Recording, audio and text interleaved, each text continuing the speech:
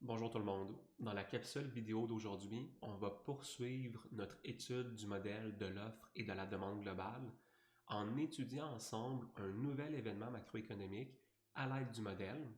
Si ce n'est pas déjà fait, comme pour les dernières fois, je vous invite à sortir un papier, un crayon, une règle et ensemble, on va solutionner en détail les conséquences macroéconomiques de l'événement qui est affiché à l'écran.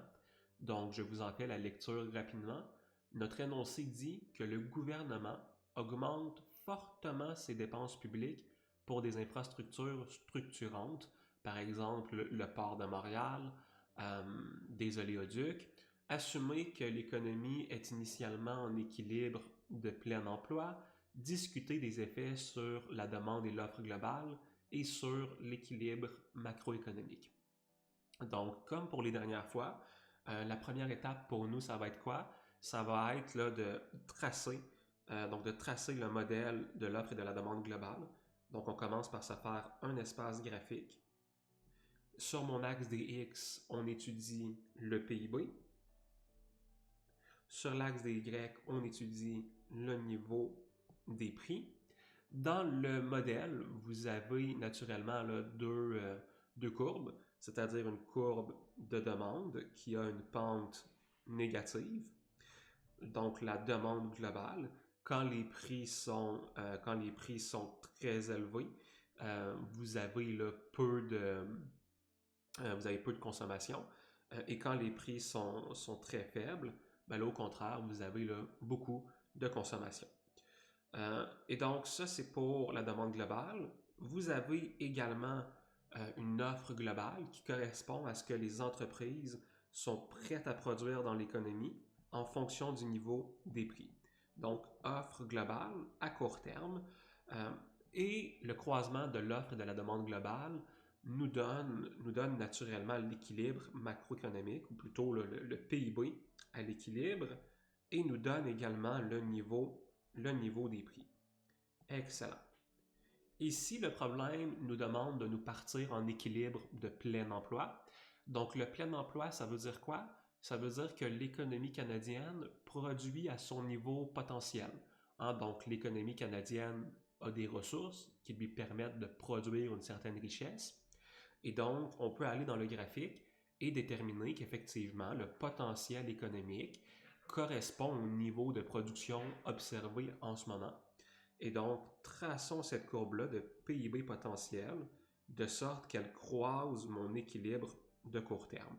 Donc, vous avez ici les trois courbes qui vont se croiser simultanément, d'où mon équilibre de plein emploi. On est maintenant prêt à analyser notre événement. Vous avez ici une dépense publique pour des infrastructures structurantes. Quels sont les effets macroéconomiques de ça?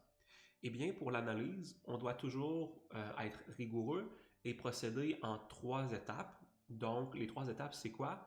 Eh bien, essentiellement, c'est de regarder chaque courbe individuellement et voir comment est-ce qu'elle se déplace en fonction de notre événement. Donc, commençons par la demande globale. Donc, la demande globale, elle représente quoi? La demande globale représente essentiellement la dépense de consommation des ménages, la dépense d'investissement des entreprises, les dépenses du gouvernement, et vous avez également les dépenses d'exportation nette, donc exportation moins les importations. Ici, notre événement, qu'est-ce qu'il nous dit? Il nous dit que le gouvernement augmente ses dépenses publiques pour des infrastructures. Donc, est-ce qu'il y a une des quatre composantes ici? Est-ce qu'il y a une de nos quatre composantes ici qui font référence à des dépenses gouvernementales? Ben, la réponse est oui, évidemment. Ici. Donc, les dépenses gouvernementales vont augmenter. Si les dépenses gouvernementales augmentent et que les autres composantes ne changent pas, eh bien naturellement, ça doit impliquer que la demande globale augmente. On va aller dans notre espace graphique maintenant et on va faire augmenter la demande globale. Donc, je prends ma courbe de demande globale et je la déplace vers la droite. Excellent. On peut maintenant poursuivre le problème avec l'offre globale à court terme qui va être la deuxième courbe qu'on va analyser. Donc, l'offre globale à court terme, qu'est-ce qu'elle représente? Eh bien, elle représente la capacité de produire des entreprises. Et la capacité de produire des entreprises dépend de deux choses. Donc, d'abord, les coûts de production et ensuite, très simplement, la productivité des entreprises. À quel point est-ce que les entreprises sont capables de créer de la richesse avec les ressources qu'elles ont à leur disposition? Ici, qu'est-ce qu'on a? On a le gouvernement qui met en place des infrastructures structurantes, c'est-à-dire le port de Montréal qui pourrait être agrandi, des oléoducs pour faciliter le transport d'énergie. Est-ce que ça l'affecte les coûts de production, les coûts des entreprises et ou la productivité? A priori, c'est un petit peu difficile à déterminer exactement, mais on s'attend à ce que ces politiques-là aient un impact néanmoins positif pour la productivité des entreprises. Pourquoi? Eh bien, le but d'une infrastructure structurante, c'est de faciliter, la production des entreprises. Et donc ici, probablement qu'on va observer simultanément une hausse de la productivité et une diminution des coûts de production pour les entreprises grâce grâce aux investissements structuraux. Donc, si les coûts de production diminuent et que les entreprises sont plus productives, ça tombe sous le sens que la production devient vraiment plus facile. Et donc, auquel cas, j'observe une hausse de l'offre globale à court terme. Je vais aller dans mon graphique. Donc, une augmentation de la courbe, comment est-ce qu'on la représente? On la représente par un déplacement de ma courbe vers la droite. Donc, je prends la courbe d'offre globale à court terme et je la déplace comme ça vers la droite. Excellent. J'ai déplacé deux de mes courbes. Est-ce que j'ai terminé mon travail? Non. Il nous reste encore une courbe à vérifier. Et la nouvelle courbe qu'il nous reste à vérifier, c'est plutôt ici le PIB potentiel. Donc, l'offre à long terme, le PIB potentiel, qu'est-ce qu'elle représente? Il représente la capacité de l'économie dans son ensemble à générer de la richesse selon ses fondamentaux, là. Donc, si mon économie utilise toutes ses ressources, quelle richesse peut-elle produire? Et ce potentiel économique-là peut varier. Il peut varier lorsque le potentiel d'une économie il change. Qu'est-ce qui peut faire changer le potentiel de l'économie? Essentiellement, ça va être nos trois grands facteurs de production, soit le capital, le travail et les ressources naturelles. Ici, les investissements structuraux du gouvernement, est-ce qu'ils rentrent dans une de ces trois catégories-là? La réponse, c'est oui.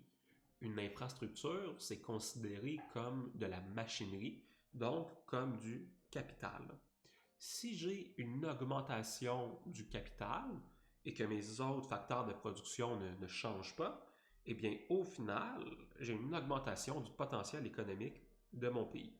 Donc, allons se tracer ce nouveau potentiel économique-là. Donc, je prends ma courbe de PIB potentiel, je la déplace vers la droite.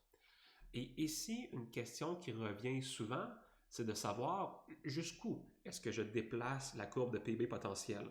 Est-ce que je la déplace, par exemple, jusqu'ici? Est-ce que je la déplace jusqu'ici? Ou est-ce qu'encore je la déplace jusqu'ici? À toute fin pratique, moi, pour l'examen, ça ne me dérange pas jusqu'où vous déplacez votre courbe. Souvent, dans les exercices, je vais écrire quelque chose du style si vous devez déplacer le PIB à long terme et que c'est approprié, à ce moment-là, arrangez-vous pour retomber en plein emploi. Donc, c'est ce qu'on va faire. On va tracer une nouvelle courbe de PIB potentiel qui va nous ramener au plein emploi. Donc, ici, je l'ai un peu trop placé, donc je vais ressortir ma règle pour que ce soit un peu plus proche. Comme ça. Et on va aller tracer notre droite. Excellent. Donc, j'ai maintenant une nouvelle courbe de PIB potentiel. Est-ce qu'on a terminé le problème? Pas tout à fait. Donc là, j'ai identifié les conséquences sur mes courbes et sur mon modèle. Là, maintenant, il faut s'intéresser à voir qu'est-ce qui se passe avec l'équilibre macroéconomique. Donc, quand on parle d'équilibre macroéconomique, on parle de trois choses. On se demande qu'est-ce qui s'est passé avec le PIB. On se demande qu'est-ce qui s'est passé avec le niveau des prix. Et on se pose la question, qu'est-ce qui s'est passé avec le taux de chômage? Excellent. Donc, ici, on peut commencer à les regarder dans mon graphique. Donc, d'abord, qu'est-ce qui s'est passé avec le PIB? Au nouvel équilibre, après l'effet de mes politiques, clairement, le PIB a augmenté. Donc, le PIB a augmenté. On va aller mettre notre flèche. Donc, augmentation du PIB. Est-ce qu'on a autre chose? Qu'est-ce qui se passe avec l'IPC? Là, c'est intéressant, l'IPC. Parce que si je le regarde graphiquement, on dirait que l'IPC a augmenté. Dans ce cas-ci, ce n'est pas tout à fait juste de dire que l'IPC a augmenté. Pourquoi est-ce que ce n'est pas juste? Parce que vous avez essentiellement deux courbes qui se sont déplacées dans le modèle, et quand vous avez deux courbes qui se déplacent dans le modèle, ça peut causer de l'incertitude. Et ici, ça cause de l'incertitude pour le niveau des prix. Pourquoi? Parce qu'individuellement, si j'analysais par exemple juste la hausse de la demande globale, donc oublions pour l'instant l'offre globale à court terme et posons-nous la question, quel aurait été mon équilibre si j'avais juste déplacé la demande globale? Donc si j'avais juste déplacé la demande globale, mon équilibre aurait été ici, là. Et qu'est-ce que ça aurait impliqué ça pour le niveau des prix? Pour le niveau des prix, eh bien, ça l'aurait impliqué une hausse du niveau des prix, oui. Donc, si j'avais juste regardé la demande globale, j'aurais vu une hausse du niveau des prix.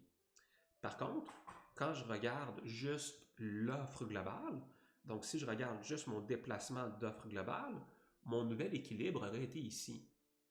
Et quand je regarde l'offre globale, la conséquence sur le niveau des prix, ça aurait été une diminution du niveau des prix. Et donc, j'ai deux événements. J'ai deux événements qui ont des effets opposés. Puisqu'ils ont des effets opposés, on va dire que l'effet sur le niveau des prix est incertain. Donc, mes prix varient de façon incertaine. Et finalement, le taux de chômage. Pour étudier le taux de chômage, vous devez toujours vous référer aux équilibres macroéconomiques. Donc, initialement, on était en équilibre de plein emploi. Donc, plein emploi, on utilisait toutes nos ressources. À la fin de mes changements, je suis encore en équilibre de plein emploi. Qu'est-ce que ça implique pour le taux de chômage? Au plein emploi, on sait que le taux de chômage est égal au taux naturel. Et comme on était au plein emploi avant le changement, eh bien, on était encore au taux naturel. Donc, le taux de chômage était égal au taux naturel. C'était vrai avant les changements, c'est vrai après les changements également. Et donc, le taux de chômage est incertain. On n'a pas de raison de penser qu'il a nécessairement changé. Vous avez donc ici l'analyse d'une politique budgétaire expansionniste structurelle, structurante. C'est probablement un des exemples macroéconomiques les plus difficiles à analyser. Et donc, si pour vous cet exercice-là s'est bien passé, tant mieux. Ça peut difficilement être plus compliqué que ça à l'examen. Si l'exercice s'est peut-être un petit peu moins bien passé, c'est correct. On a encore du temps pour se pratiquer. Et dites-vous que c'est probablement le numéro le plus difficile. Donc, si vous avez eu un petit peu de difficulté avec le problème, c'est tout à fait correct. Là, ce n'est pas encore problématique. Donc, voilà. Dans la prochaine capsule vidéo, on analysera une politique un petit peu plus simple. On analysera un effet d'une innovation technologique sur l'équilibre macroéconomique.